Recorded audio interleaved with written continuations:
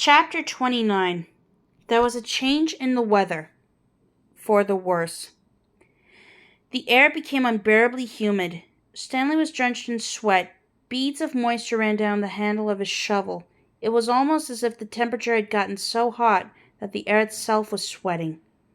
A loud boom of thunder echoed across the empty lake.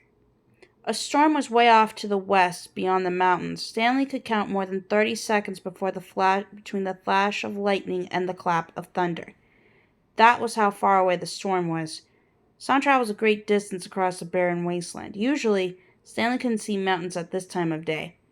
The only time they were visible was just at sunup, before the air became hazy. Now, however, the sky was very dark off to the west, and every time the lightning flashed, the dark shape of the mountains would briefly appear.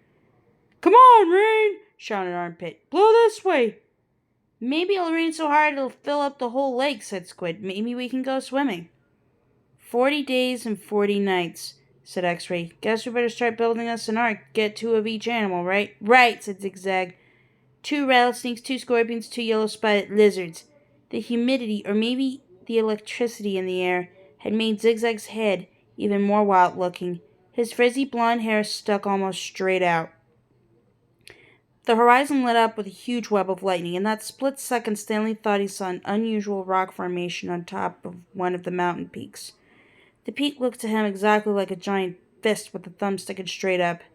Then it was gone, and Stanley wasn't sure whether he had seen it or not. "I found refuge on God's thumb." That was what his great-grandfather supposedly said after Kate Barlow had robbed him and left him stranded in the desert. No one ever knew what he meant by that. He was delirious when he said it. "But how could he live for 3 weeks without food or water?" Stanley asked his father. "I don't know. I wasn't there," replied his father. "I wasn't born yet. My father wasn't born yet. My grandmother, your great-grandmother, was a nurse in the hospital where they treated him. He'd always talked about how she dabbed his forehead with a cool wet cloth.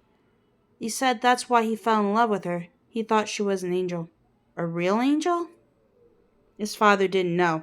"What about after he got better? Did he ever say what he meant by God's thumb or how he survived?" "No, he just blamed his no-good, dirty, rotten, pig-stealing father." The storm moved out farther west, along with any hope of rain, but the image of the fist and thumb remained in Stanley's head. Although, instead of lightning flash behind the thumb in Stanley's mind, the lightning was coming out of the thumb as if it were the thumb of God.